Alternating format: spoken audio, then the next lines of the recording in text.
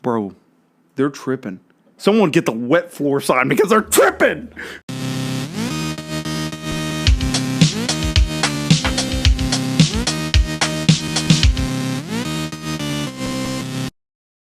Little Timmy fell in the well.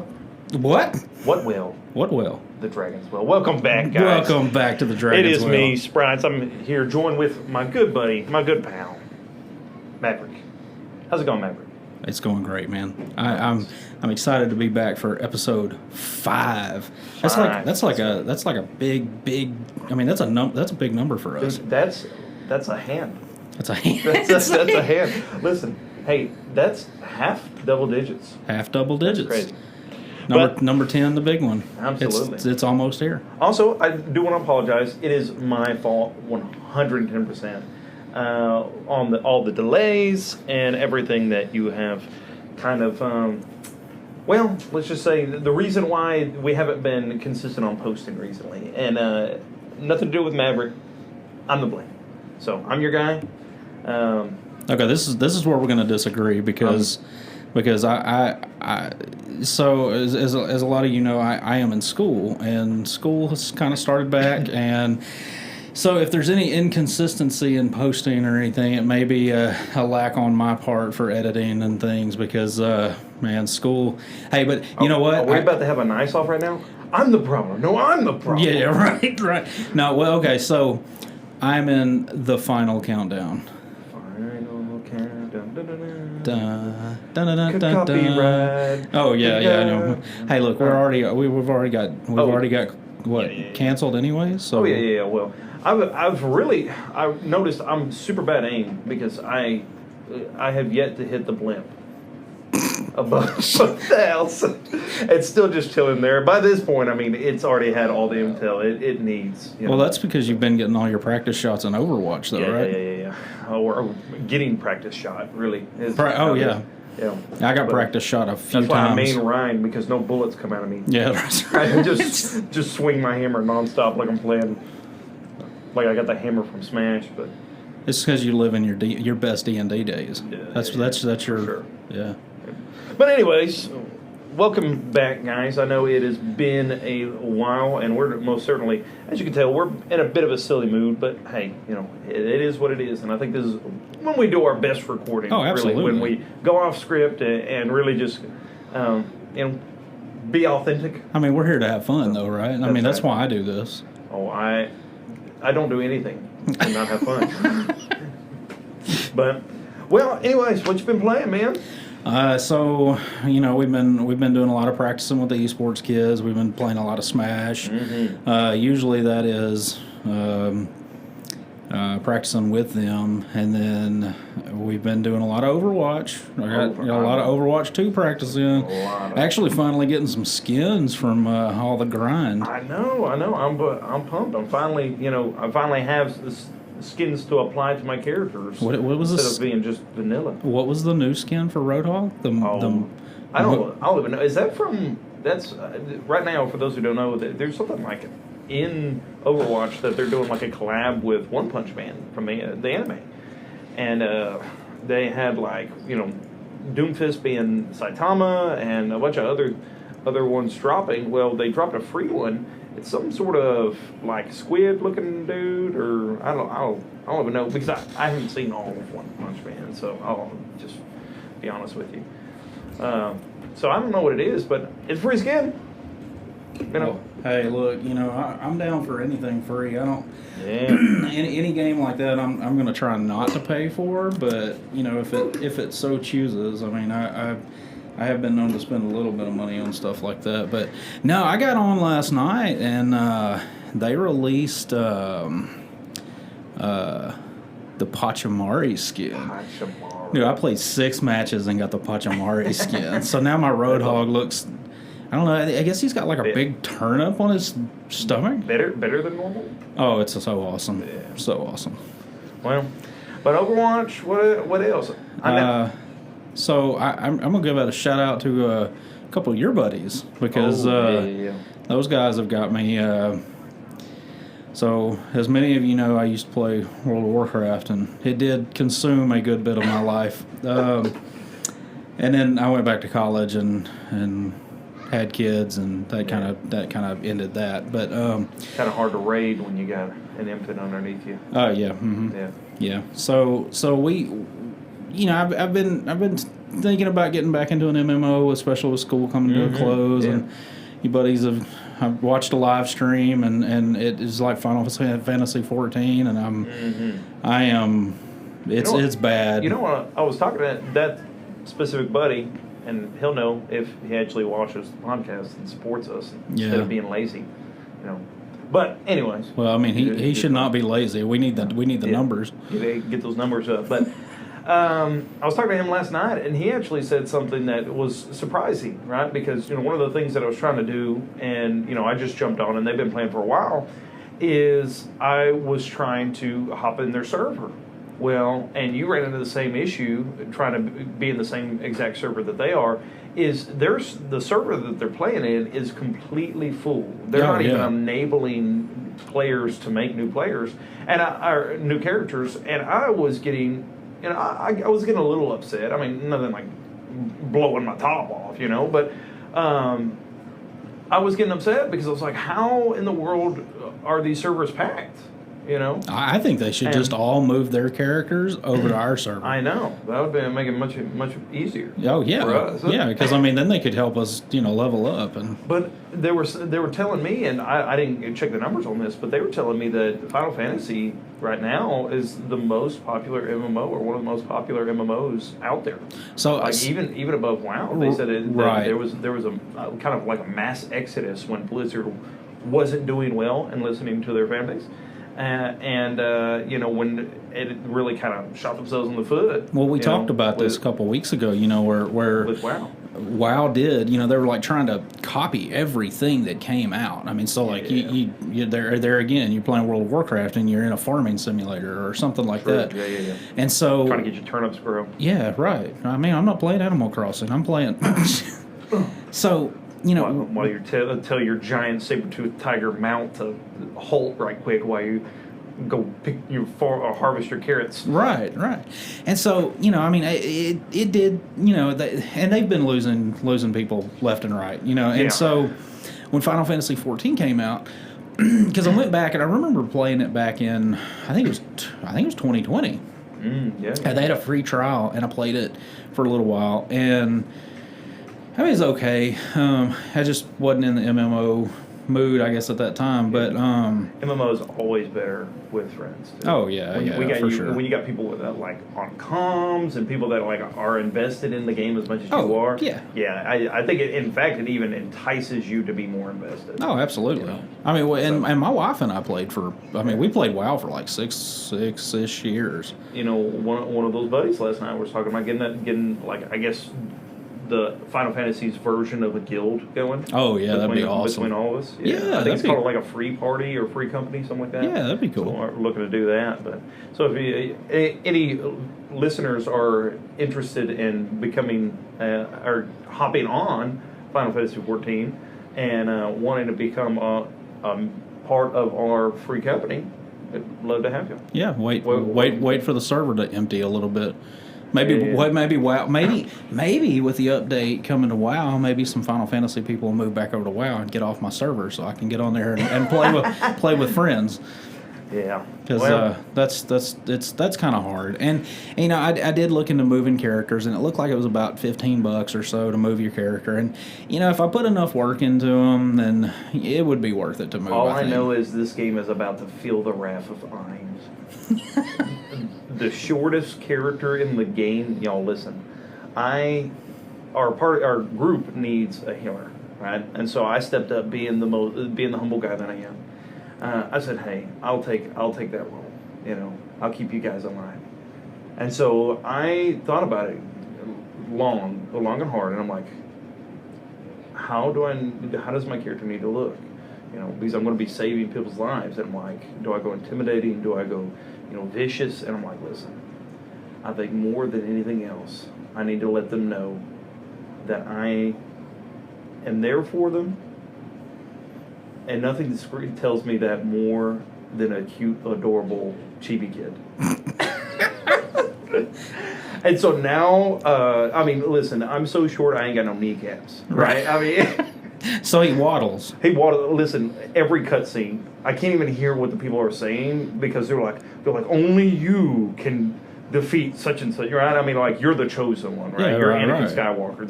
They're like, you're gonna be the guy, right? And in the midst of saying all that, all I can hear is because my stretchy pants aren't stretchy enough, and my dude ain't got no kneecaps. So while he's walking, he's full stride everywhere he walks, and yet his stride it makes a third of that of a normal individual. Awesome. It's great. That's great. You know, that's great. But I do have hops.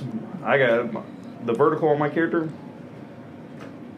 It's up there. Well, that's why, and that's why, you know, when I played WoW, my first character was Tino, you know, my gnome mage, and I picked the mage so he didn't look as funny when he ran. I'm super tempted though to transition my character from a healer to, you know, some sort of tank class though, because I feel like it would be hilarious to have a weapon that is 3 times the size of my character. That would be so awesome. And just like, don't worry guys, I got a tank. I'm tanking up. And here I am. They're like, who is talking? Where is this character at? Where is he at? I see his axe. I don't see his head. Where's he at? Look down. Oh, there he is. Yeah. You know, I rival that of Flanked. That they'll probably do some kind of joke like that in the new Dungeons and Dragons movie because it looks like it could possibly be a big joke if they don't do it right. I did see a moment in that. Speaking a little bit about that trailer, a moment in that trailer that I found hilarious, and the revivify spell, or it's not revivify. I think it's talk to the dead. But essentially, they're trying to get information from this skeleton, and he's like, so how many questions do we have? And he's like, you have 3, and the skeleton keeps like responding to these questions that are not intended to actually be questions. Right. So he's like, we have 3 questions, and the skeleton's like, yes. He's like, 2 now, and he's like, no, that wasn't a question, was it? And he's like, yes. He's like, why did you word it that way? He's like, you have 1. And so they get like no information out of the skeleton, and he just like goes back to sleep. And he's like, well, that was a waste of time. Oh, that's funny. That's funny. I mean, I'm hopeful. I don't think it's going to be all great. But no, I have a feeling there's going to be a lot of D&D fans that are probably packed off. But hopefully, you know, the Mario movie will redeem all video game movies, and we'll be able to see you know, what did I say a couple weeks ago? An NCU, an NCU, NCU. So, well, all right, man. I guess we will kind of move into our next topic. I'm excited because IGN posted something that I kind of want to pick apart. Oh, so let's go. When I guess you got your list ready. Oh, I got my list ready. About the torch. We're gonna torch this list. I'm gonna throw it. I'm gonna wad it up, throw it in the garbage, pull it back out. I don't know, man. I hope you're ready though. After the moment that we say this, there's going to be an edit on their post, and then everything that we're going to say here is going to be shown in there. Oh, and you know what? I'm gonna tag that for sure. Yeah, we're gonna post trademark it. We're gonna post it on Twitter. Maverick's list. We're gonna post it on Twitter. We're gonna. I mean, that's it. And then it'll be Twitter official. Twitter official. And give us that blue mark. That's right. That blue check. That's right. Speaking of Twitter official, you know, master Twitter himself, Elon Musk, finally shipped my Starlink and got it set up. And blessed be the Elon. Blessed be the Elon. Well, I mean, when my speeds jump from like 125 or 180 to like 10 during peak time, and I'm trying to play Overwatch, and my guy's like glitching to the left and glitching to the right, and I can't hit my healing shots, then it's... That's moments where he has issues with his solar panels on his house, so he's like, I gotta Yeah, right. He invest some, The Iron Man repulsors on the satellites aren't boosting quite fast enough. Yeah. They hit a pigeon up there in orbit, so... Yeah. They get blocks the lens a little bit. Right. Yeah. Well, all right. I know nothing about satellites, so I'm sure there's no lenses on it. But anyway. I don't know. They look like they've got some lenses on them. Well, man, I guess other than Final Fantasy and Overwatch, you been playing anything else? Well, I got. I've been getting big into like Magic the Gathering online. Well, not online, but the arena one. You know, the one with the kind of animations and whatnot. Because you know, there's two. There's online and there's arena. Well, arena is a lot more like user friendly, and it is. Well, it's actually playable without having existing cards. Right. And so, thank you, by the way, for getting me sucked into that too. Yeah. Well, you're welcome. I mean, I needed something to fill those 3 weeks I was on a school break. I mean, it's just it is. It's really fun. You know, I've played Magic. You know, growing up, I learned about Magic from my dad. Right. My dad played Magic forever, right, and still does. And so he got us big into Magic, and I remember something that, you know, is not, excuse me, something that we don't do too often anymore. I mean, like ever, but. Back growing up, I used to go to these tournaments, like actual in-game or you know in real life tournaments. Oh, that's cool. And you know I've done a few different formats. I went in there and played some standard, right, where you just come in with a pre-built deck, like a deck that you built yourself. Right, and then you play, and then of course, and most of the time they were like double or single elimination, right? So it's like. If you lost one, you get to play again, and if you keep losing, right, like you'll drop in the bracket. And normally there was a good bit of people. Like I'm talking about like 25, 26 people there, if memory holds correctly. And so it was a fairly big card shop that we'd go to and we'd play, and we would have a ball. I mean, it'd be awesome. I think I was in like 3rd, 4th grade maybe. I mean, I was young. Competing. That's awesome. And I remember there was one time I placed. I think I got like 3rd or something like that. I mean, it was really fun. Well, that was there was a card place close to where I grew up, and we would go in every Saturday, or like once or twice a month whenever we were going to Longview, and I would. Yeah. I'd play standard, and we did that a couple of times. We didn't do it a whole lot, but it was just kind of one of the things. If we were in Longview, we needed a pack of cards or something, we'd go pick it up. But. Well, and many of those that are, know us personally, and many of those that live around this area knows that we live in rural areas, right? So card games are not necessarily prevalent unless you play online. Right, because very few people actually own physical cards. Yeah. All right, and even fewer people are able to play, a structured amount of or structured game that is. So, to be able to have something like that, like Arena, where I don't have to invest any of my personal money. Now, in saying that, I have dropped like $20 on it. Yeah, right. Because it's one of those things where it's like you get like a super awesome deal at the beginning of the game, beginning of the setup of your account, right? And they're like, hey, you get this bundle that's like really, super valuable. Yeah. Right. And so, and obviously, essentially it is like a waste of $20 because none of these are, are worth anything in real life, but. I've played a lot, and I'm pretty sure I've already got more than $20 worth out of the game. Oh, it's a free game, and it's fun. And I will say this: you don't have to drop any money on it. It is very easy, and that's Magic Arena. For those who are still wondering what it is, Magic Arena is very simple. I can honestly say that I have played for a couple weeks now.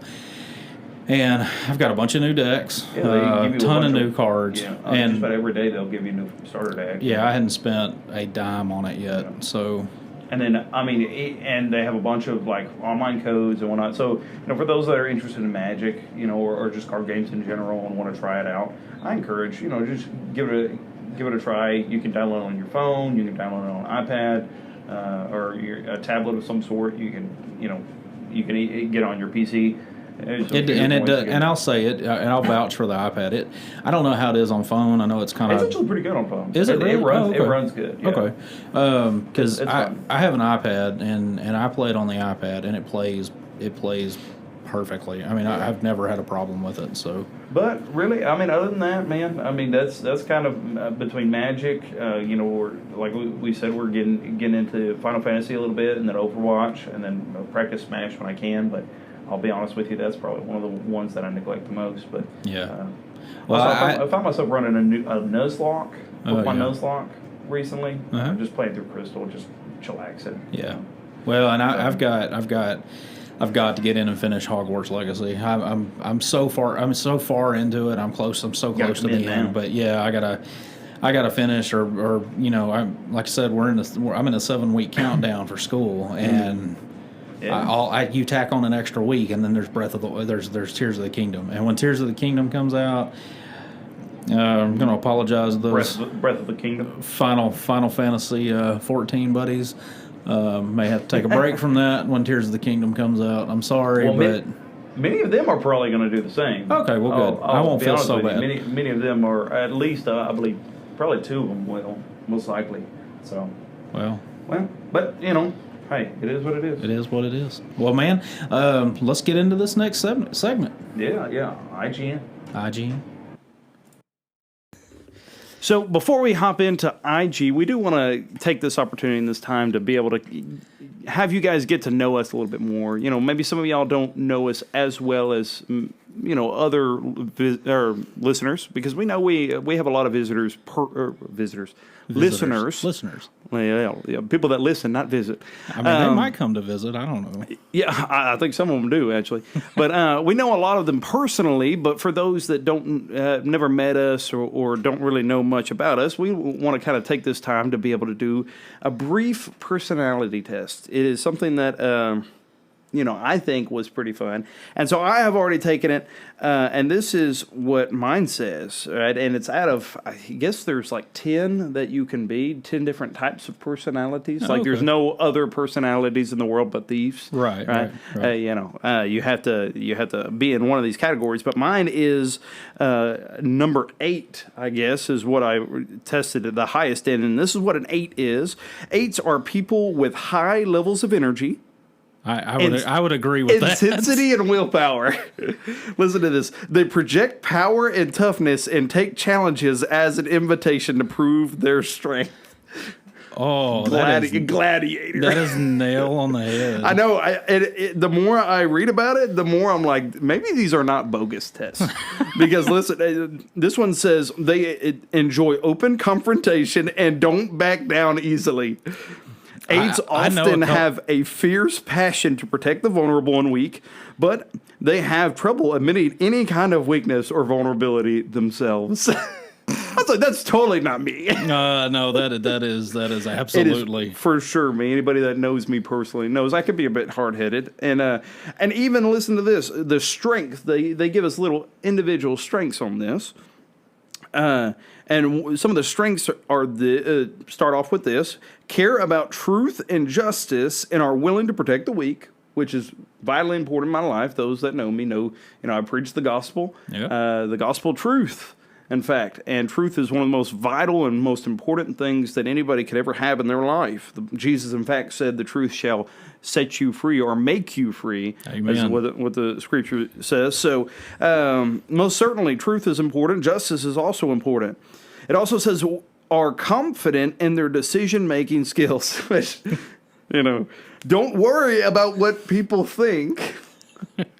I have those that know me personally. Once again, they're going to get this almost a little inside joke. It's kind of a running theme. Anytime that somebody says something that might even remotely have to deal with me, I'll say, not my problem. It's not my problem, Mark. It's not my problem. Don't worry about what people think about them. Have a charismatic knack for leadership. Are fearless and inspire others to overcome their fears. And so I thought it was kind of spot on the hard-headedness, on the ability and the desire to,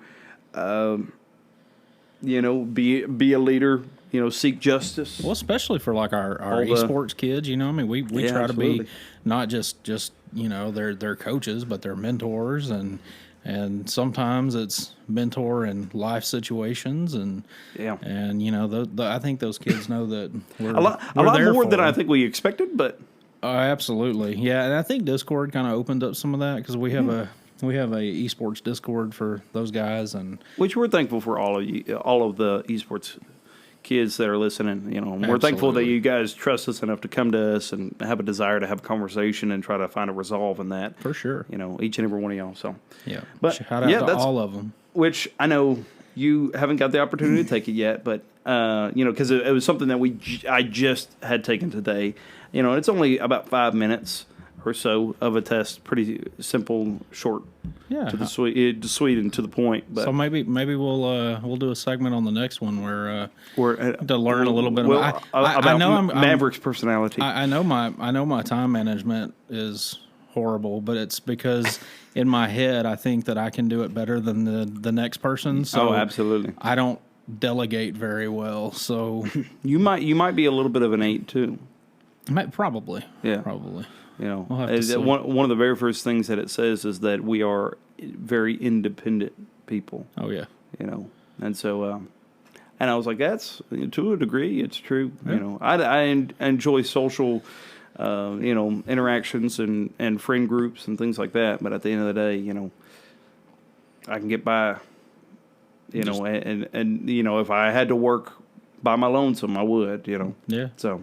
You just talk to yourself, right? Yeah, I do that often. I do that now with people around me. So, Well, there's nothing wrong with that. but All right, so you ready to IGN, rather. IGN? Yeah, IGN. yeah. So we're gonna rip this. We're gonna rip this list apart. Let me bring this up. Let's say. I guess what we should start with is their list. So at their list, they have. So IGN put out a top 10 list. I don't remember when it was. It was about a week or so ago. Of course, everybody's doing Breath of the Wild videos, and they're building that hype. Nintendo's not doing a whole lot to build the hype, but IGN and a lot of content creators are building the hype for Tears of the Kingdom. So IGN decided to do this list. It was number one pick of all-time best Zelda games. So I guess they went back and they reviewed and looked at all of them. And so number 10 on the list was Twilight Princess. Number 10, Twilight Princess. Yeah. So nine was Oracle of Ages and Oracle of Seasons. I guess they combined those two together because it was... These are all Zelda games, correct? Mm-hmm. Yeah. That one, I'll be honest with you, I don't even remember that one. Well, now I've heard that one was a really good one. I think it was for the Game Boy Advance. Wait, okay, or so it was all of these are Zelda games and Twilight Princess drops to 10? Yes. Whoa, they're bugging. Oh no, They're I know, bugging so I know. hard. So 8 was the No way. 8 was the original Legend of Zelda. Okay, dude, you're taking a OG Zelda over Twilight Princess? Let's see, number 7 was A Link Between Worlds. Okay, Now, that was actually pretty good. I did not play that one. I heard it was really good. That one was pretty good. Now that was a 3DS. I enjoyed that one. I think so. Maybe 3DS. I might be thinking about something different. I think I might be thinking about like Four Swords or something like that. That's for GBA. That one was pretty good. Yeah. Yeah, no, yeah, I'm thinking about that one. Okay, and now so they have number 6. They have Link's Awakening. Now I don't know if that's the original for Game Boy. No, I think that's the new one. Well, that's I don't. the remake. Right? Well, that's the thing. I don't know if they're talking about the old one or if they're mixing the remake. Because I know there was some. Again, everybody jumped all over Legend of Zelda creators for changing the art style from the top-down approach to the little chibi approach. Yeah, kind of like they did with Pokemon. But yeah, I mean, I loved it. I didn't It play was the good. original. I didn't play the enjoyable. original on Game Boy. Fun fact: it was actually the very first game I ever had on Switch. Really? Was the updated or the remake to Link's Awakening. Oh, it was cool. fun. It was really fun. I absolutely enjoyed loved it. It was a really good game. Number 5, Wind Waker. Oh, okay, yeah. I still. So here's the thing: I've played maybe 5 minutes of it, and I still think that it probably should be above that. Yeah. Well, Wind Waker was an amazing game. Yeah, art style so much different than everything else. And I think that's probably why IGN put it at 5. I think it does deserve to be a little higher. I think maybe than that. the timing kind of got the best of Wind Waker, though. because I think it was Wind Waker, and then I think they dropped Twilight Princess really close, if not like similar. They might have dropped Twilight Princess first. I don't remember. Well, But I think they were really close together. I was going to say both were on the GameCube. I Yeah, both were on believe. GameCube, but I remember Twilight Princess got on the Wii, but not Wind Waker. I don't think. Well, number 3. No, wait, skipped one. Number 4, Majora's Mask. Okay. Number 3, Ocarina of Time. Ooh. Yeah. What's the last one? Number 2, A Link to the Past. Okay. Yeah.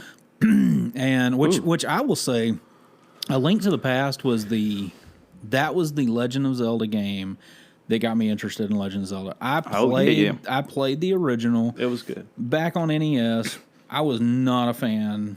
I was not a Legend of Zelda fan in the beginning. It was just strange. Well, it wasn't your typical, like, what you were used to, Mario, side-scrolling, Rygar, things like that, Yeah. that I remember playing.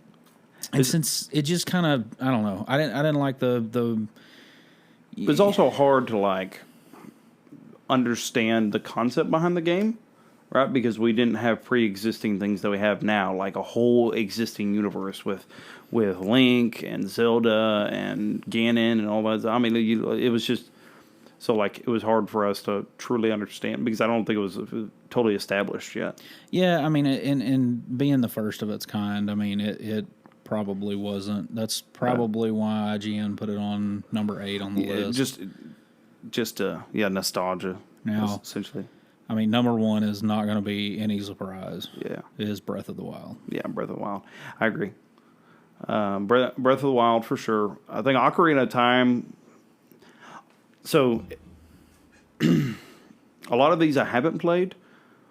I would say it's a hard, and I might aggravate some people with this take, and that's all right. But I would probably Ocarina of Time and Twilight Princess would probably be very close. I would probably take Twilight Princess over Ocarina of Time, to be honest with you. Yeah, I mean, I liked Ocarina of Time. I think Ocarina of Time came out in such a time period where it was like, I mean, it was amazing, because like you didn't really see very many other games do what that did. It really brought almost one of the very first full like open world experiences in a way. Yeah, I mean, semi-open world, and not just that, but I mean, it took a game that's been, that top down or side scrolling perspective. Yeah, because I mean, you had Link's Awakening where you had some side scrolling, which is what killed me on Legend of Zelda, the second one. Yeah, that's what I mean. It didn't even make the top 10 list, and for good reason, because I think that may have been what the TV show was based off of, which was probably you got me. Was probably why, like the old 80s cartoon, the old Legend of Zelda 80s cartoon. I think it was 80s. I mean, listen, when you got a franchise that more than half of its lifespan, everybody thought that Zelda was the person you play as. Yeah. And then Ocarina of Time happens, and you're like, wait a minute, so like the main character's not Zelda? Mm-hmm. Yeah, and everybody's like, no, he's Link. Yeah. And he's like, well, like, why is it Zelda then? And you're like, just face palming, physical pain is falling on your body. You're just I can't believe this guy right here. You want to hear him just like Link does? Yeah. Well, and I mean, Link didn't have a voice until I think until was it no? No, he had one in A Link to the that. Past. Yeah, because it was just kind of like a squeal, I guess. I mean, even now you don't even really hear him say anything. He just grunts. Yeah. I mean, even in Super Smash Bros. You're gonna go play him in Ultimate, and he's still going, yeah. And then you play Young Link, and he's like, sounds like the chickens that you pick up in the game. Yeah, absolutely. Yeah, they jump off the. Was it? You jump off one of the houses with the chickens, and you like fly into the little area. Maybe Link is deaf, and he doesn't know, like he doesn't actually know how to say words. Oh, that's. I mean, that's a possible theory. So far-fetched one, but so if they get someone like Tom Holland to do a live action, do you think he's just going to make noises? Or he does that now, doesn't he? I mean,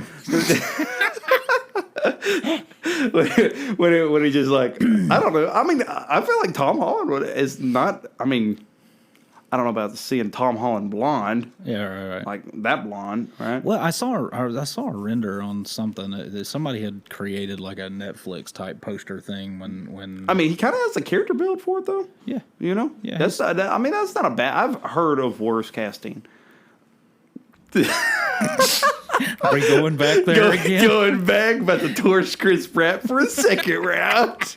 I've heard of worse casting. It's me. What was it? I saw the final trailer for the Mario movie. We're gonna get off to the subject for a second. We're about to. But he actually, I heard one part where it was like he did a decent "Let's go," and I'm like, where was that in the first trailer? Yeah, why did you not lead with that? Did they re-record some because he took some heat? But he doesn't seem like the type. Listen, social media is so powerful nowadays. One of the very first things that has ever happened in the cinema industry had happened, a few years back with Sonic. Oh, you remember that? Yeah. That has never. I don't remember that ever taking place. Where like there's a finished movie, trailers are coming out, and they got roasted so hard they took it back and they were like, "Hey, this was just a joke. Well, okay, it's just a prank, bro. It's just a prank." Well, here's the thing, though. They went back and fixed it. Hey, I props to them. I think it was better for it for sure. But the reality is, they got roasted so hard that they were like, "We can't." Well, and here's the thing: if you take the humans out of Sonic, it's a great movie. Oh yeah. I mean, now you add the humans back, and it's okay. I mean, the kids love it. The parts with Sonic, I mean, that was great. Yeah. If they could make it. Which, I mean, it'd be high budget, but, I mean, if they could make it with just Sonic, I mean, like half of Sonic 2, you don't see, I mean, you see some interactions with some people, but mostly it's like Robotnik and Knuckles, and it's great. Yeah. It was a pretty good movie. So, but yeah, getting back to the list, I think I agree with most of the items on the list. Yeah, same. I just don't agree with the order. And I do know that Oracle of Ages and Oracle of Seasons was supposedly a really good game. Now, I am just now, with the Game Boy Advance thing, playing Minish Cap. Oh, yeah. And Minish Cap is actually really fun. I mean, I've thoroughly enjoyed Minish Cap. I think there's a lot of them that are probably very close to each other, right? And so I think maybe the top 3-4 games you really need to consider. I think the rest of them are just kind of like they are interchangeable in a way. I say that. What is the top 5 again? We have Breath of the Wild. We have A Link to the Past. We have Link to the Past is 5. No, Link to the Past is 2. Link to the Past is 2. Yeah. Oh, I thought Ocarina of Time was 2. No, Ocarina of Time was 3. Okay, and then we got Majora's Mask, and then what's Wind Waker? Yeah. So I feel like if we can reorder that, is that Link to the Past? Which one is that? I would take Breath of the Wild first. Yeah, Breath of the Wild. I would probably take A Link to the Past second, just because of the fact that was more nostalgia than anything. Yeah. And I still will go back and play that game. Like right now, I could go home, drop 3 or 4 hours on that game. Absolutely. I would bump Ocarina of Time down and move Twilight Princess to probably the 3rd slot, because I absolutely love the dark. I think it was done. Part of Twilight. I think Princess. It was one of the most incredible games for the time that it came out. I mean, it's still, like, obviously, you look at it now and the graphics are dated, but I mean, you look at a game, how long ago was that? I mean, that was like 15 plus years ago? Yeah, I mean, it was GameCube era. I mean, like so you're bound to have some discrepancies in graphics nowadays, but like, well, and I think still, like, I think about that game, and that was one of the big things that I remember is like it aesthetically at the time just looked incredible compared to everything else, and was on the GameCube, right? Which isn't notoriously known for its graphic potential. No, but they had some really good games. They did. I mean, I think that's when wasn't it GameCube that started introducing Resident Evil and stuff to Nintendo systems. I think you're right. Yeah, because it could handle the graphics.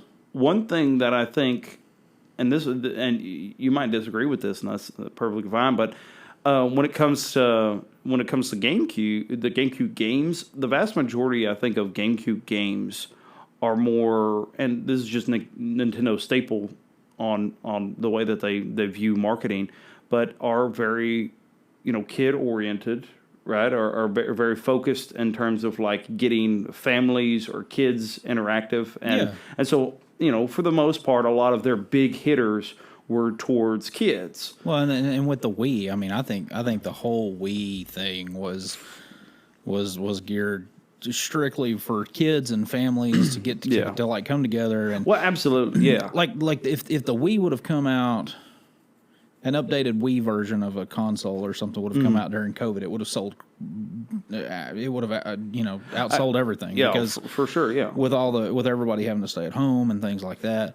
Well, and so where I was getting at with that is just the idea that I think a lot of the games were made in mind to be more cartoonish. Yeah. More, and so I think a lot of, when you think about GameCube games, you think of erring more on the side of like lighthearted, cartoonish.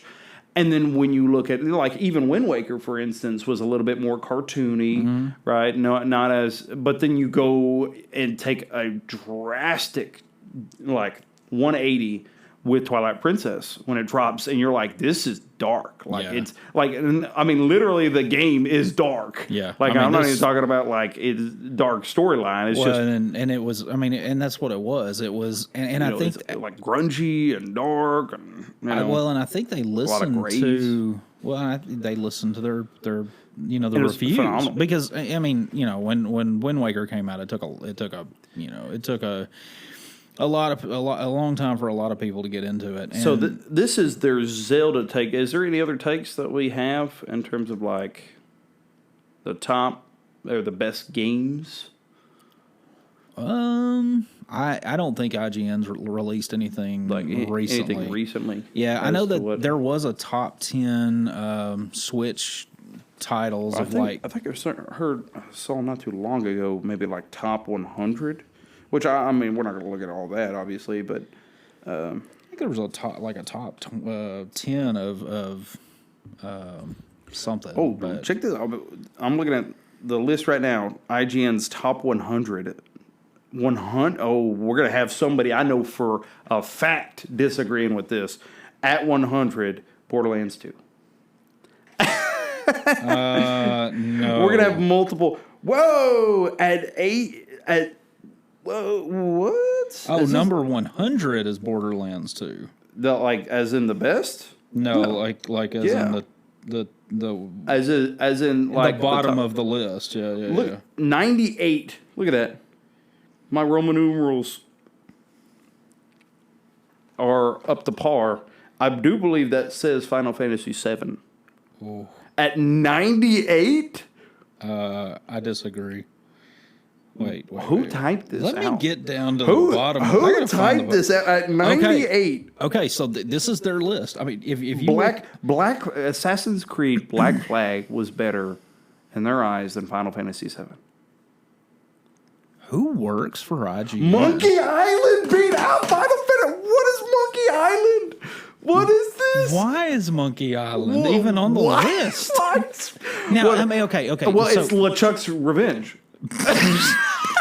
LeChuck. Let me tell you who I do know. No. Sephiroth. Let me tell you who else I know. Cloud Strife. Yeah.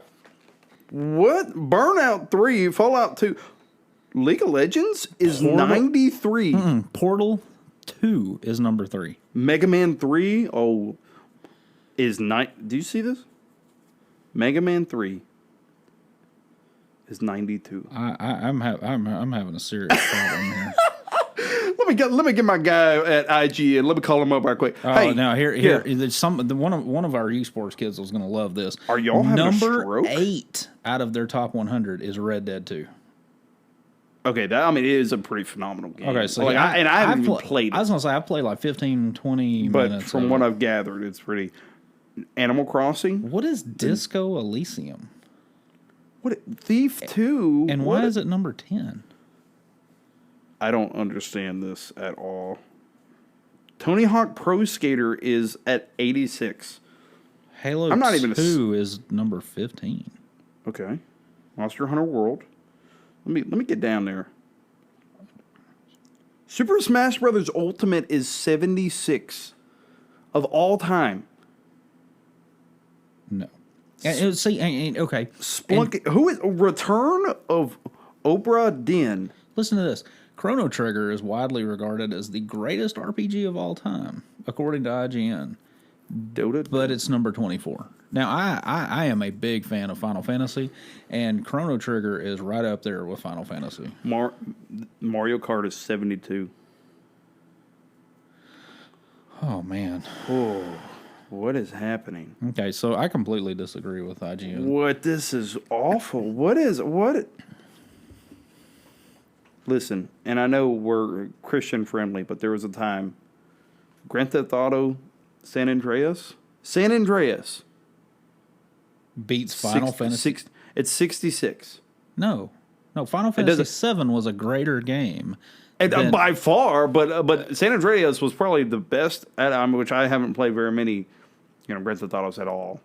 Especially recently, I don't play it at all anymore. Right. Because obviously it's a very not family friendly game. Family friendly. Not a very Christian oriented game for sure. So parents, if you're listening to this, do not let them. Even if they're 16, don't let them. Rise of the Tomb Raider is better than. Wow. The Witness. What is this game? What is this? Why is The Witness 59th? The Witness is beating Super Smash Bros. Ultimate? Listen, Super Smash Bros. Ultimate came out almost as soon. Was it as soon as the Switch came out? Super Smash Bros. Ultimate came out, correct? Okay, I'm gonna. How did Final Fantasy VI get 44 with 7 being? Do you know when Ultimate came out on the Switch? Smash Brothers Ultimate. What year did the Switch come out? I think it was like 6 or 7 years ago, right? Yeah, it was 6. This is saying The Witness, whatever this is. I've never heard of it in my life. The Witness is 59th. It's beating it by like a whole almost 15 or so. I think Ultimate was like 72 or something. I don't know. I've already scrolled past it. Ultimate is 72. Who? Ultimate came out 7 years ago. It's still $60. I haven't even heard of The Witness. What? What are you witnessing? I don't know. I'm gonna have to. The Journey. Overwatch is 56. It's a first-person puzzle video game. What? The Witness. Miss Pac-Man is 53rd. Counter-Strike. Oh my! I want to throw up. This is awful. World of Warcraft is 47th. Okay. I can't. Guys, friends. I quit. Listeners of the Dragon's Well, we need to be refreshed right now.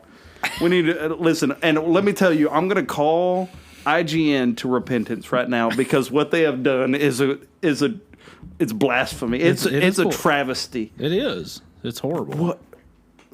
World of Warcraft, known easily for being one of the highest grossing games of all time, especially when it comes to like individual players. I believe at one point nobody was even remotely close to having the amount of monthly players that World of Warcraft. Listen to this. It's 47th. Listen to this. This was updated. I gotta 20 days ago. I gotta keep looking. This was updated 20 days ago. Who wrote this article? Because I'm gonna call them. We're gonna email them. Yeah. This is Dragon's Well Gaming. We're coming for you. That's right. Call me Liam Neeson now because I'm coming. John Wick. Okay. What else? Speaking of which, I actually did John Wick come out today? Do we need to shut this down? And John Wick 4 may be out today. Skyrim was 41st. Wow. Metroid Prime 42nd. Pokemon Yellow.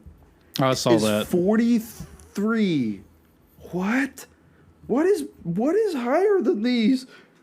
I mean, these are all solid games for sure. I mean, a lot. I mean, Minecraft is 33. Minecraft, one of of the biggest games in the world. Minecraft is still like in the top 5 on the Switch downloads. Oh, Halo Combat Evolved is 32.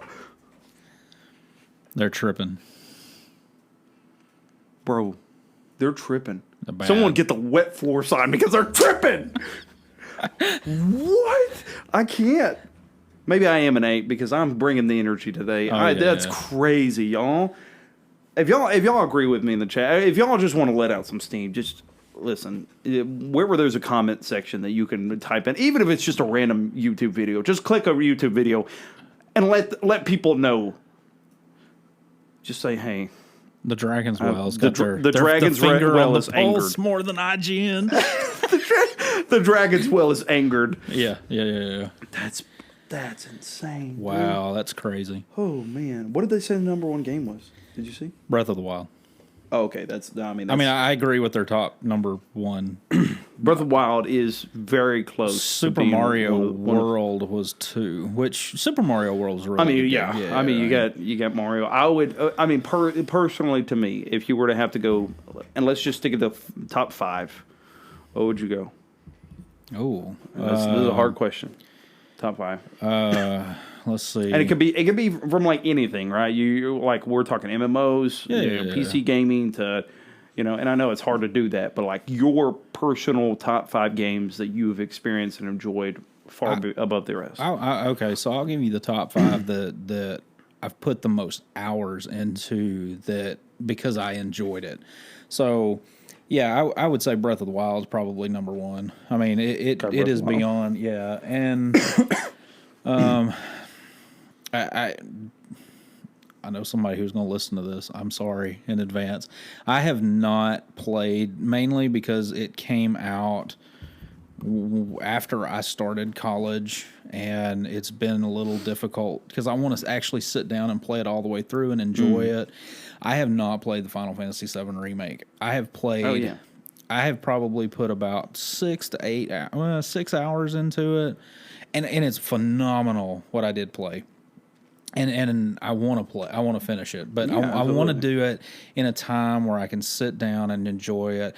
And so what I'm hoping is that when the second part of it comes out here, I don't remember when that's coming out, but I think it's maybe this year. It's either at the end of this year or the beginning of like 24. I want to sit down and I want to play the first part, and I want to play the second part. But I would say number 2 for me is probably Final Fantasy VII. Okay. I would have to go. 3 would be. I very much enjoyed Super Mario Odyssey. It was. Oh, that's kind of a. It was a really, it's good, really good game.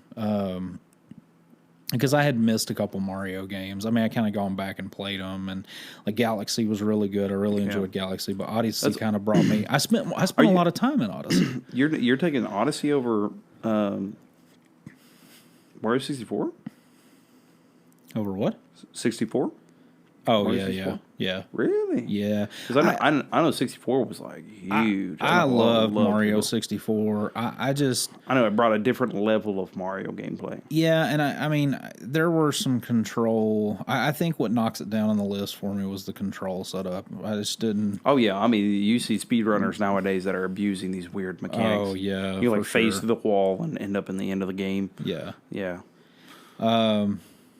I still remember that one being like insanely awesome, Number 4, I would say. Did I do 3? Oh, yeah, I did 3. Yeah. 4. We're gonna switch to Xbox 360 here, and I'm gonna go with Call of Duty 2. Oh, really? Yeah, it had one of the best intros, and then I just remember like there was a desert level. And I would get up on top of one of the top of one of the buildings, and I'd get taken out by a buddy, and then I'd go back to that same spot and I'd lay down beside the body because the 360 days it could only leave about 3 or 4 left. Yeah. Before they started disappearing. So I'd lay down there and I'd wait for people to peek up, and nice. So that's how I got most of my kills. But no, Call of Duty 2, it had a good story. It was, I mean, Yeah. I enjoy the Call of Duty games that go through World War II just because my great grandfather fought in the war, and Yeah, absolutely. it's kind of, just seeing it from that perspective and thinking about how he dealt with all of that. Mm-hmm. Yeah.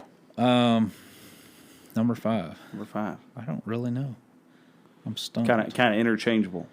Yeah, I mean, so I would say something that I continuously go back to, and it's going to be kind of a mixture because there are 2 games that I would keep at 5. One of them is a collection that has not quite come out yet because it bundles all of the Mega Man Battle Network stuff. Oh, yeah. And then there were 2 Transformer games that came out, War for Cybertron, and the other title escapes me. But they were the best. Yeah, so kind of like a tie between the Transformers bundle and the... Yeah. Yeah. And the Mega Man bundle. Well, that's how I'm going to have to do this list. Because there's so many, well, first off, number 1 for me, Pokemon. Oh, a Pokemon game didn't even make my list. That is bad. Yeah, Pokemon, man. I just, I've probably invested more. It's very close. And, my second one, and this is the type of toxic person that I am, is League of Legends. I've invested too much of my time in League of Legends for it not to at least been a part of my life as a favorite thing to do. Right. Even when there were times, and the reason why I say it's toxic is if you've ever played it, you know that the people are extremely rude. Your mindset and the challenges that you face, even if you do everything right in the game, you still might lose very, very convincingly. Yeah, it's just, it's so frustrating. And I'll be honest, sounds like it's got a community like Rocket League. Rocket League community is very toxic. Oh yeah, I mean I don't know. It's hard to make that comparison because I haven't really played a lot of Rocket League. But I would say just knowing from League, I wouldn't compare it to anything else. I mean I would say that it is one of the worst. Like you'll have people that will open into the game just to waste your time for 45 minutes. Wow. I mean, it's that bad. It's like you look at you do something out of the norm in that game, and they're just like, "All right, I'm gonna ruin your life for the next 30 minutes." And you're like, "Why?" Like I didn't even do anything. Didn't even mean to do anything. But like the temperament on these players are like beyond me. I'm glad none of them have the nuclear football and their reach because they would have done nuke the planet by now. Probably multiple times. Multiple times, just based off of how fickle creatures these individuals are. But well, see, I was going to pick it up, but now I don't want to. No, don't touch it. Yeah, if you could stay away from League, listen, it's my second favorite game of all time, but do not touch it. Because it is evil incarnate. Let me just say that it is made by the devil. Do not get snared by it whatsoever, and definitely not getting a Riot sponsorship now. No, but no. It's all right. They're from China anyway. I mean, so I don't know if we want that. They got some good games, but yeah, they actually do. And once again, League is a phenomenal game, super fun, but. It's tough and it's hard to get into. But going back, Pokemon being my first game or my number 1 on my list, I would just say Pokemon in general. Now, the one game that probably started it all, and a super sad story. It's Pokemon Crystal, and I was in. I think it was in daycare or something like that. I was like 3-4 years old, and I got a copy of Pokemon Crystal. I knew, and it was kind of crazy, but like I was that young, but playing Pokemon, and I didn't know what I was doing, but I loved it. I loved seeing these creatures on the screen, seeing the sprites. Yeah, and I was just like, and I fell in love with it. It was great, and I remember one time I was at my mom worked at a daycare, and so I was there. I think it was right before I started school, like the year or a few months before I started school. And I remember she was working there and I was there. and I was playing on the playground there with all the other kids. And I remember it was time to come inside. And as I was coming inside, I guess I think I was upside down on the monkey bars or something like that. Had it in my pocket, fell out into the wood chips, never to be seen again. Oh no! Oh man, I think about that to this day, and I was like 4 years old. Oh man, that's horrible. It's like one of the. Listen, I don't remember anything about my childhood.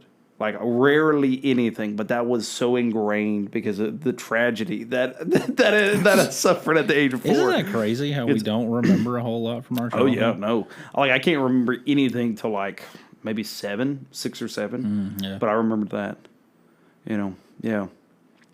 I remember that, but probably Pokemon Crystal. I'm not saying it's the best Pokemon game. Right, but I will say that was probably one of my favorites. Gold, silver, crystal. I would say crystal because that's the one that I had. Right. But oh yeah, it was phenomenal. 3, 3 is interesting. I'm trying to think of all the games that I've invested so much time into. Honestly, I think I'd have to go with another competitive game because for a long time that was my identity as a gamer was a competitive gamer, right. And still is to a degree. But I would have to say maybe Halo Reach. Okay. And I know a lot of people are like Halo 3 is the best or something of that nature. Halo 2. I agree with that. Halo 3 was phenomenal. Storyline for sure. Oh yeah, and because I mean everybody kind of got burnt out with the Halo 2 was swapping between the Covenant character and then Master Chief, but 2 had fun multiplayer and 2 still had a wonderful story. Well, and the remaster was really good. 2 and 3, their multiplayers were great, but whenever I got into Halo, it was on the back foot of 3's lifespan. Oh, right, so it was at the very end of that because beforehand I didn't have internet, so I wasn't able to play it. But then Reach came out, so I played maybe the last year of 3's lifespan, and it was great. I had a blast, and then. Yeah, and then we went to Reach, and I invested so much of so like League probably the vast majority of my time. I spent about 10 years, right? But before that, what had entertained me before League was Reach, and I played that for like 2 or 3 years straight. I'm talking about like every day would come home and I would play. Now see, and then I would go to sleep, and then I would wake up, and then if I had free time, I would play. And then I would even wake up early so that I could play before school. Now, see, for those that know us personally, you'll get a kick out of this. So he's talking about how he got internet, that was fast enough to play games. What he doesn't remember is the old dial-up to play Jedi Knight. Yeah. And I mean, I do, but I don't because we didn't even have that. But well, so I mean, I remember the dial-up modem. I mean, we would get on. For anybody that knows anything about StarCraft, I was a master at the Zerg Rush. Oh yeah. I know a few listeners know a little bit about StarCraft. So I mean, 15 minutes. That's all our matches lasted. That Zerg Rush will get you every time. Old Zerg Rush. But and I'm kind of with you. The last 4 and 5, man, kind of is elusive. There's a few different things that I would say kind of go there. More than a Pokemon fan, and you guys might just think, man, this guy loves monsters, and in a way I do. Like I love like the concept of like catching a monster or having a monster companion by your side. Listen, if Pokemon was in real life, it would be incredible, but also it would be disastrous because then you would have just people riding a Dragonite around blowing holes in buildings. It would not be awesome. We would be out of a job.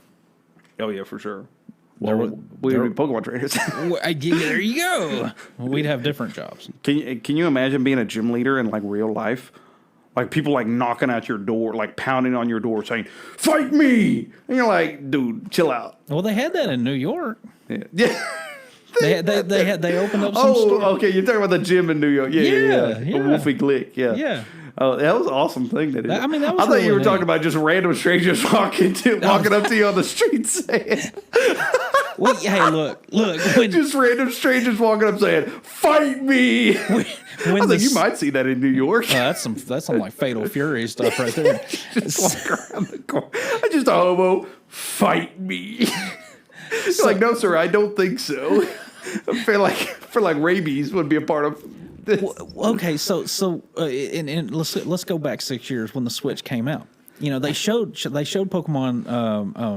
Let's Go Pikachu, Let's Go Eevee. Oh yeah, and that was my vision. It was like these people walking around in Japan, you know, with everybody's got a Switch in their pocket, or I mean, you know, in their backpack, and they're like, hey. We're gonna Pokemon battle, and they're pop the Switch out, and they're Pokemon battling on the street, or you know, down in the park, and that was my vision for the Switch. You know, 'cause of course you see the commercial, the first commercial where, you know, the guy's like in his house playing Breath of the Wild on the TV, and he goes to walk the dog, and he like picks the Switch up off the dock, and he takes the dog for the walk. He takes the dog to the park. He throws the ball. The dog goes to get it, and he's sitting there playing Breath of the Wild. That dog never comes back. No. Oh man. So, but I mean, too busy trying to get the Master Sword. Of course, you know, living in the area that we live in, it's not, you know, it's not. You're not going to walk down the street to do something like you might get run over. Yeah, no, you by a will tractor. By a tractor. But there's going to be a long line of traffic behind you. Oh yeah, for sure. As you're smeared on the pavement. But yeah, no, you don't walk on the roads. But that's funny. So anyway, sorry. Back to random men trying to fight you and fight me. Oh but man. No, I'm at a loss when it comes to 4 and 5. I mean, I love Zelda, but to be honest with you, I don't think I like Zelda as much as many others do. And I think it's fine. I really enjoy it. Blasphemy. I know. I mean, I really enjoy it, and I understand the appeal to it. But it's one of those things where, and maybe I'm a little too logistical when it comes to gaming, but it's like I look at it and I'm like, what can I gain from this game? What do I need to, you know, and am I going to get the maximum amount of fulfillment out of this game if I play it? And to me, the appeal has never truly been there all the way for Zelda.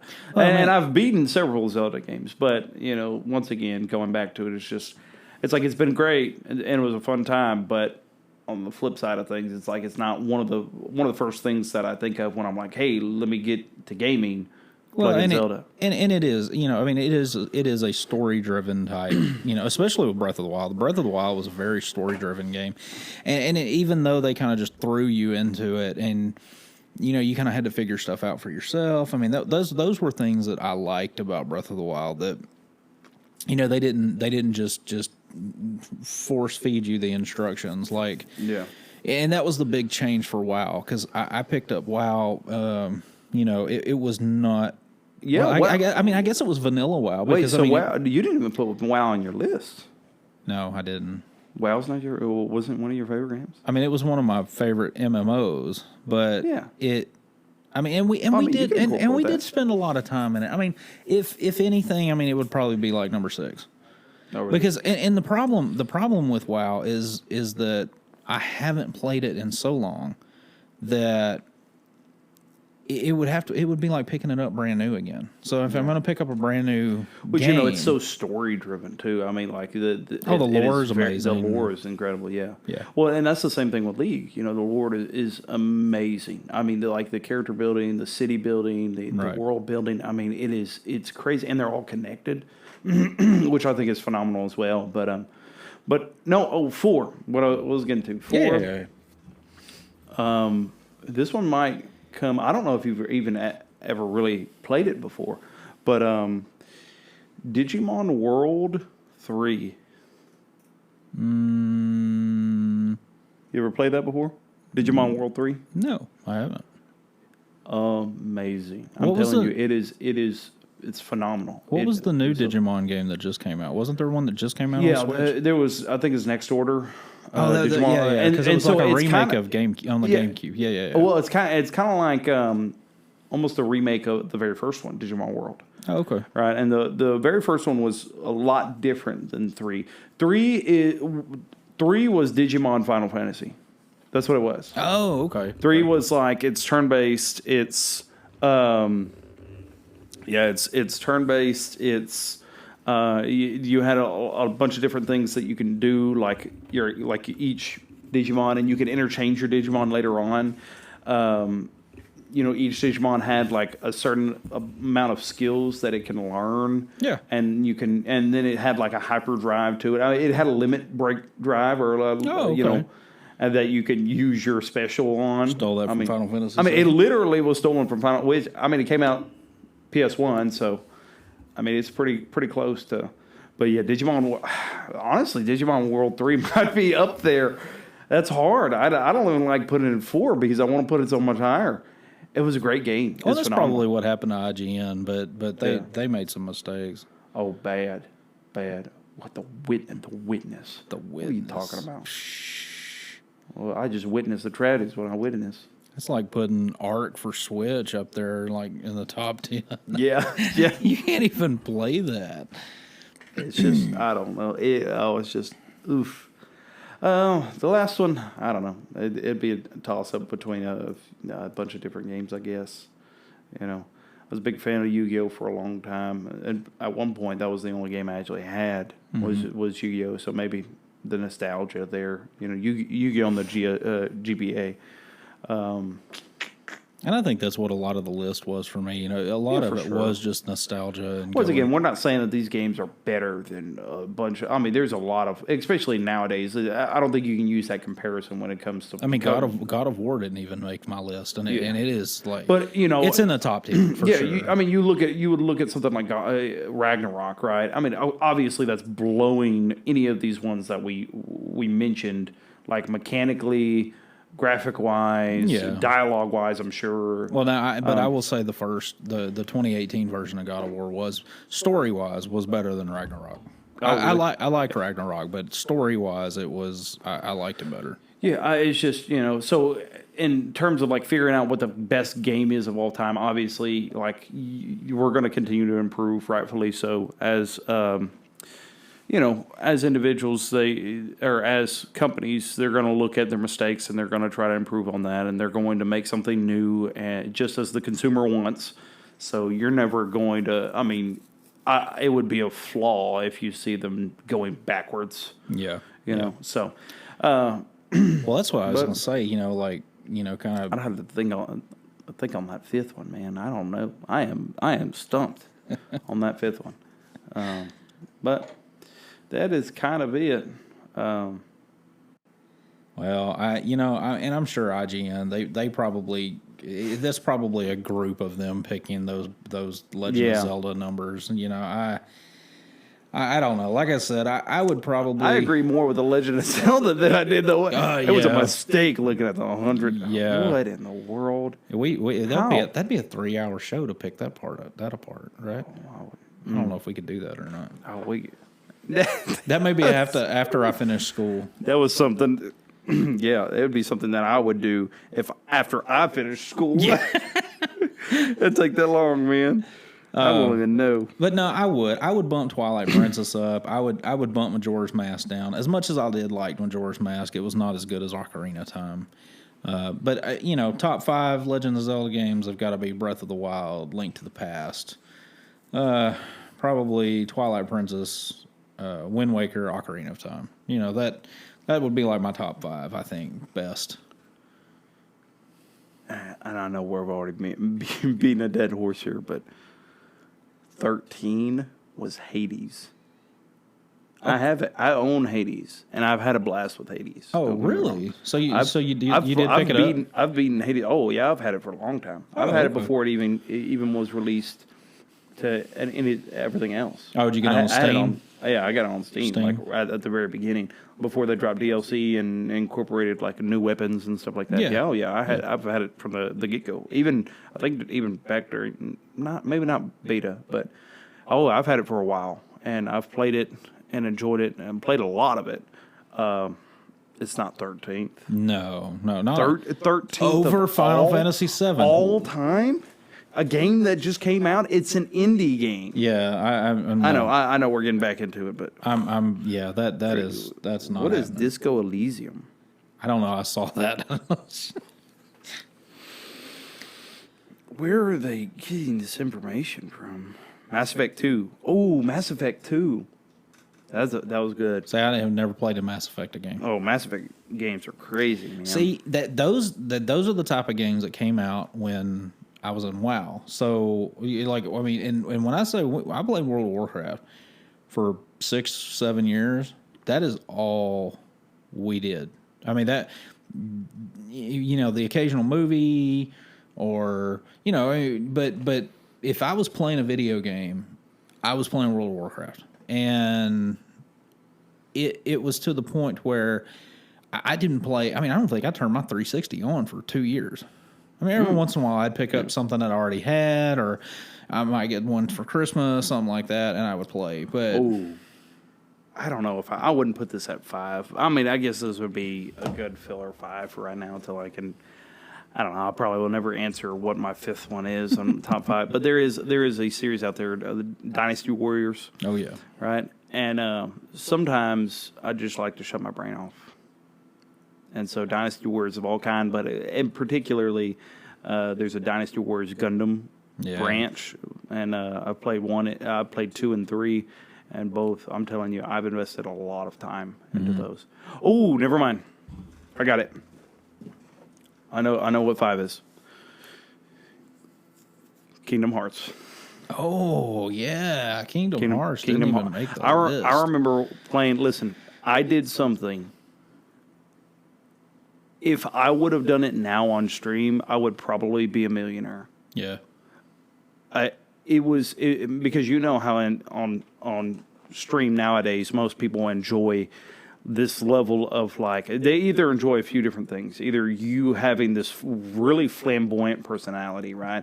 And most of the time that's what draws people, right? Yeah. So the top streamers, the vast majority of them are just chatting. They're not even playing games. They're just chatting with people, and people come for them. Dude, I saw somebody sleeping on Twitch the other day. Oh yeah, I mean people donating money for this dude. It also kind of depends on how you look, I mean, was it a dude? Yes. Whoa. Yeah, he was like, we're doing it. Why are we putting in so much effort? He was sleeping, and then he got up and got a haircut. I do that every day. I mean, not a haircut every day. I mean, I could don't grow that fast, but I could drop 8 to 10 hours and what? sleep. That's crazy. I'm down with that. Well, I remember there was a weird thing with people whispering in the mic. Oh, no, that's ASMR stuff. Yeah. Which, I mean, hey, if that's what you like, no, don't. Don't do it. That's weird. I can't. Where they get up on the mic and they speak really softly and then they talk tap soft, and they rub their fingers together. I can't do it. I can't do it. What I did, I remember one time I went to go stay with my dad, and at the time he lived in Colorado. I went to go stay with my dad for the summer, and so 3 months. And I remember I was burned out from League, didn't want to play it. I think I was 15, 16 years old at the time. Didn't know anybody up there, and so, and we would go, but on days where he had to work, because we were staying with him for 3 months, he had to work still. Right. We were stuck there at the house. We didn't have anything to do. I would boot up and hop on Kingdom Hearts, right? I remember I got level 99 before ever hopping off. I got max level before ever getting off the first island. Wow. Took me 3 months. Took me all summer. Every day I would hop on. I'm telling you, if I were to do it now on stream and have that level, because the other thing that's very appealing to people is ludicrously difficult challenges. Challenges that are way over the top. That's why everybody watches so much Elden Ring. Well, yeah, things like that where people are just marveling at the resolve of these individuals, right? I'll tell you one thing about Elden Ring or some of the Dark Souls games, that a challenge that you can do on there, that I've seen somebody do on there, not going through the whole game without getting hit a single time. I already failed that. A single time without getting hit a single time. playing through the entirety of a Souls game. Oh no. And somebody there have been people that have done it. It's insane to me.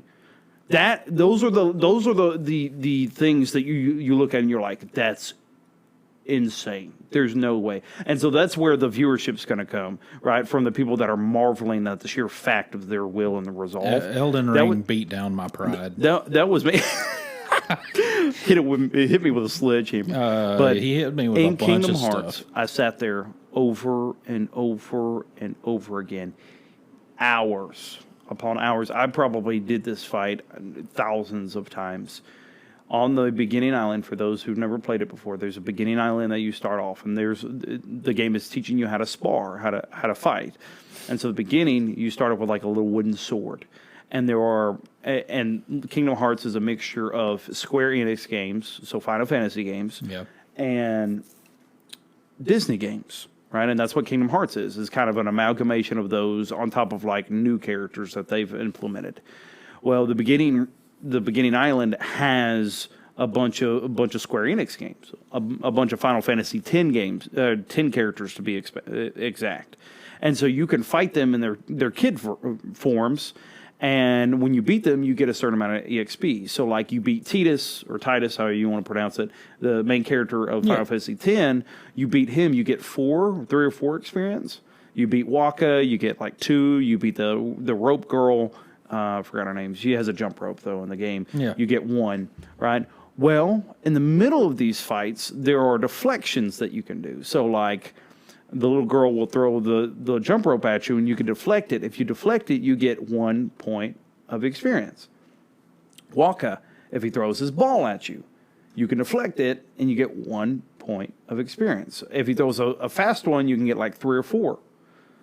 If you fight Titus, he'll go swing, and you can deflect it. And every time that he swings, you get like 2 or 3 EXP points. And I would sit there and fight Titus over and over and over again and just deflect him. Good Lord. Let me tell you, when I tell you that not only because of my mechanic, or not only because of my level that I was overpowered, but the sheer fact that anything that would come in my distance is like I awakened Ultra Instinct. I was like, ding, ding, ding, ding, ding, ding, ding. They would fling whatever at me. I was like, ding. Nope. I just deflect it. And they're like, what is going on? Well, these enemies are like, okay. Ding, ding, ding, ding, ding. Probably got hit maybe a handful of times. I feel like there's a lesson here for our esports kids. I'm telling you, I don't know where it came from. I don't know where that result, because I've never had a resolve like that ever again in my life, about gaming at least. Practice so practice. Equals Ultra Instinct. Well, I mean, but practice and makes you repetition better. And repetition and consistency. Consistency. These are all things that can lead to 3 stocks. Progress. 3 stocks. Yeah, maybe winning some Overwatch games. But, yeah. I think. But I know that was a bit of a long story, but just wanted to share with y'all a moment of my past that I think fairly proud of, but also extremely confused as to where that ever came. Like, I don't know where that came from within me.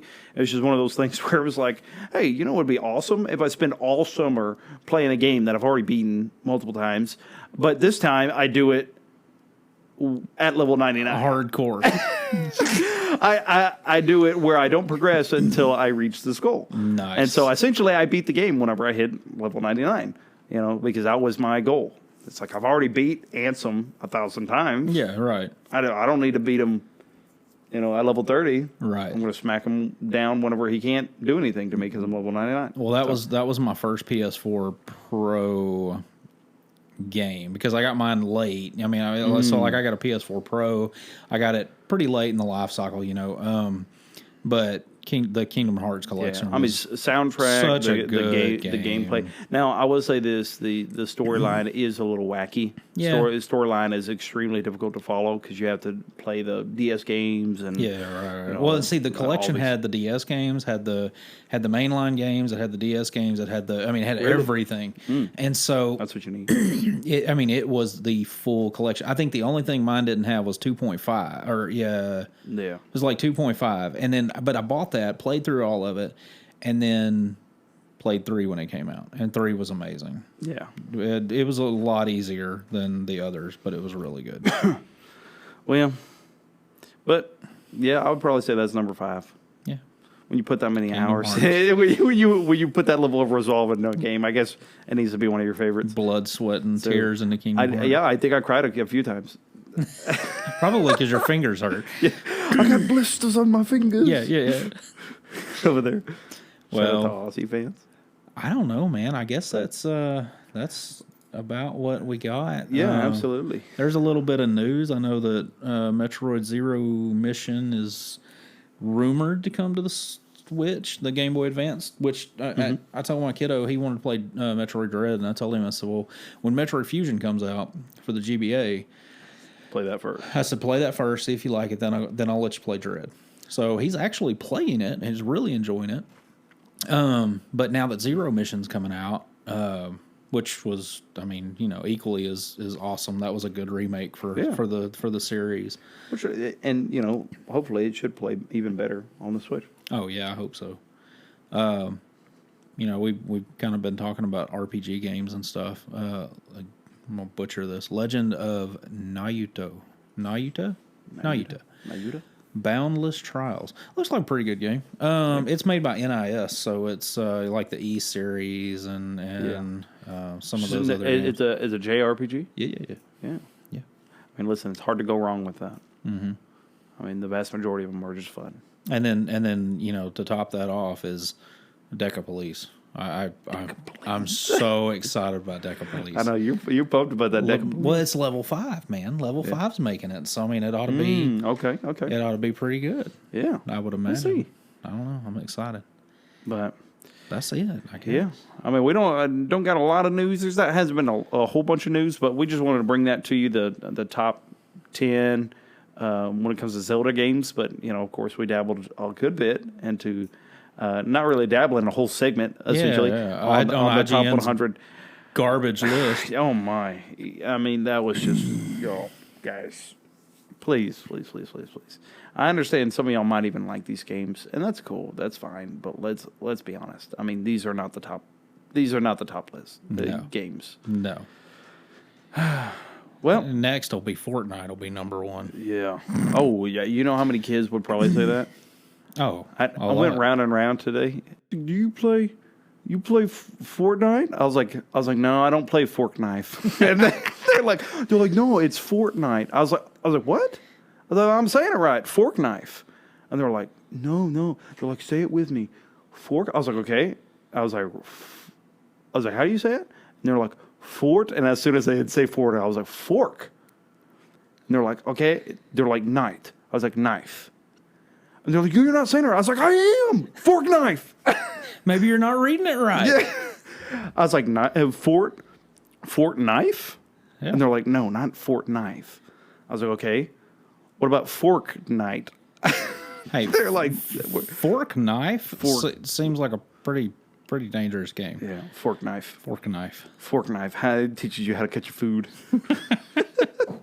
But anyways, I was strolling them kids over. I was like, fork knife. They're like, no. We spent 5 minutes discussing how to pronounce Fortnite. Oh, that's funny. I was like, kids, I want you to know I have very little desire to understand or know this game. Oh, see. And I don't have anything against the game. I know that. I know the game. I know the player base on it. So. I've sunk some hours in. When you got a prepubescent 7-year-old that's like, get wrecked, kid. I'm like, excuse me, kid.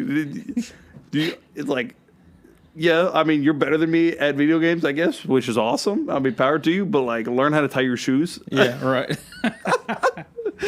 Like, they're like, we're the best. Yeah, check out how I make my tower. I'm like, okay, Oh no. So It's check out how I swipe my credit card because I can do that because I'm a grown man. Well, I mean, or and that's the thing. A lot of them used to playing builds. So I don't even get into those matches anymore. Now I'm playing with these like sweaty tryhards that play these Call of Duty guys that come over and play Fortnite just to level up the battle pass and get all the collection. That's the reason why I don't play Pokemon Unite anymore. It's because at the very beginning of the lifespan of it, I was just pub stomping all these kids that were like, "Oh, sweet, a Pokemon game," and I was just beating down these kids. I went on Anakin on them.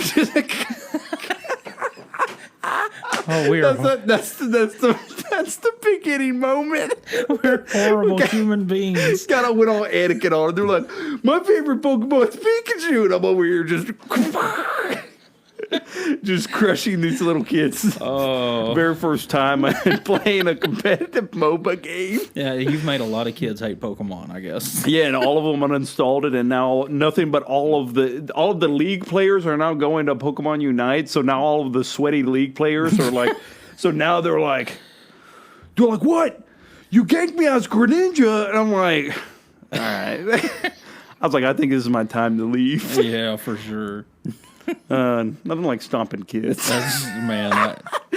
That's And Pokemon, guys, and Pokemon. Yeah, I mean it's not in real life. Nothing brings me greater satisfaction as to beating kids in video games. Beating kids in Smash with the controller behind my back. Oh my. The level of Master Miyagi disrespect. But hey, you know what? A lot of and I'll say this. That's when I learned how to play. That's how I would play the kids. And now a lot of those kids have come up, and I've had to move the controller in front now because I've got to play because I mean they did learn something over the last 5 years. Absolutely. Yeah. Hey. That in itself is a legacy. Yeah, so absolutely. We're grateful for it. But anyways, I know we probably need to wrap it with all the jokes and right now. Well, now just remember, y'all, don't go Anakin kids. All right. Yeah. And when you Anakin kids, it's a bad time. All right. Well, we learn not to be as competitive as Sprites. Yeah. Don't follow after me. I'm a bad example. I live as Christ until video games are involved. Yeah, right. Then we get a little rough. But anyways, well, we thank you guys so much for tuning in, for listening. And so, as we've been doing every single time, we're going to kind of dismiss in a word of prayer, words of encouragement for you. And this isn't necessarily verbatim from Scripture, but there is tons of great principles in Scripture, and that is, whatever you're going through right now, in terms of hardship or in fact, actually, one of my favorite psalms there is, I believe it's the Psalms of Asaph. All within that entire psalm, he gets to talking about, he looks around and all he sees is the wicked prospering. He said, all I see is bad people getting good things, right, in their life. And I know many of us in life, we would like people to get their just reward. So if they do good, we would want them to be rewarded with good. Right. And if they do bad, we would want them to get punished. Right. All right. And that doesn't always, correlate together in life. But, there he was like, all I see is wicked prospering. And he said, I even began to feel my steps slipping. He said, I almost, and I'm paraphrasing, but he said, I almost slipped. He said, but then I found myself in the temple of God. I looked towards God, and I realized that, all of these things, they're temporal. All of these things that, that I'm going through, the hardships that I might be going through, they're temporary. Right. And one thing I like to do, and this might be a great words of encouragement for you, you being the listeners out there, is I don't know what you're going through, but I do know this, that there's oftentimes I find myself worrying and stressing over things that I have to put back in my mind and think, how is this issue going to be in a year from now? Right. Is this even going to matter? Is this, and I think, and we live on a day-to-day basis, but when we really think about it in that way, is this going to matter to me in a year? Am I going to think about this? And the vast majority of the time, guys and girls, it's not. It's not. No. And so when he says that, he said, listen, I almost lost my way. I almost, fell into this depression and started looking towards the world for answers. And he said, but then I went and looked back at God and realized that that's my answer. That's the key to this thing called life. How am I going to make it through this hardship? And let me tell you, the only way that you could truly do that and do it peaceably is through God. I mean, that brings me back to Job every time. Every time. Oh yeah, absolutely. I mean, and everything that he went through and never faltered. Yep. Never. Absolutely. But I just want to leave that with you guys, and so we're going to get ready to get out of here. We're going to dismiss in a word of prayer, and I just hope that you guys have a blessed day, and just want each and every one of y'all to know that I think I speak for the both of us. We love y'all, and we're thankful to have listeners that continue to faithfully support us each and every day. So, amen. But if y'all will, let's bow and let's go to the Lord in a word of prayer. Father God, thank you so much for today, and we thank you for our listeners. We thank you for each and every one of them. And God, we ask that if there's anybody that is struggling through hardship or difficulty or whatever it may be, it might even just be life, Lord. We ask that you give them peace and comfort. Lord, you give them guidance and direction in their life. And God, we ask that you just continue to increase, if it be your will, increase our listeners, and we would love to continue to do this, and we enjoy it so much. And God, we're thankful to be given an outlet such as this to be able to lift up your name, as well as to be able to express things that we are passionate about, that we enjoy deeply. And God, we just want to lift up your name today in praise and worship. And Lord, we love you and we thank you in Jesus' name. Amen. Amen. Thank you, guys. I will actually add this one last thing before you go, if you can.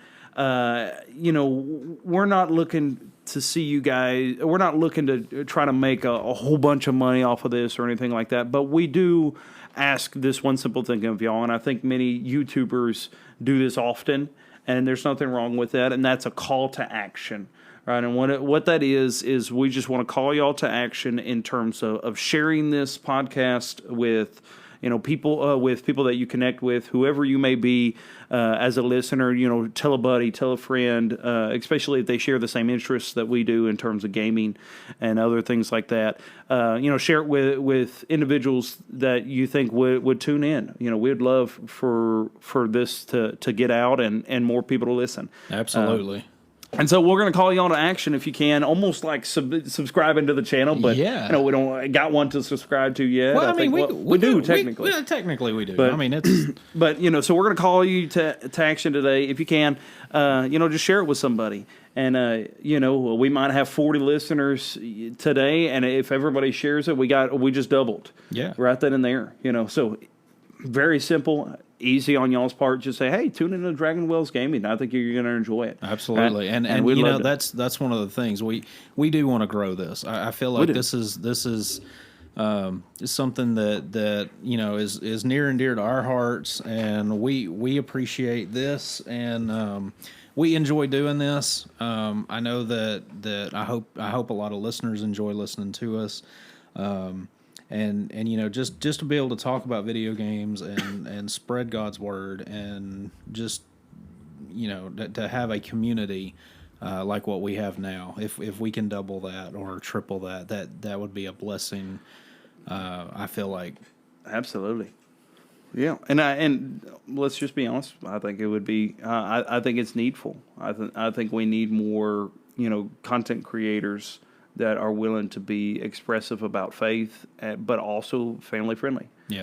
And that's hard. That's few and far between. So, we just want to call you to action. And if you can, share it with somebody, share it with a friend, buddy, spouse, you name it. Yeah. Wherever you're at in life, we would love for you to share it with them. But thank you so much. If nothing else, Mav3rick, do you got anything? I got nothing. All right. I got nothing. Well. All right. Y'all have a wonderful week, and we will talk to you next time. All right. See you later. Peace out.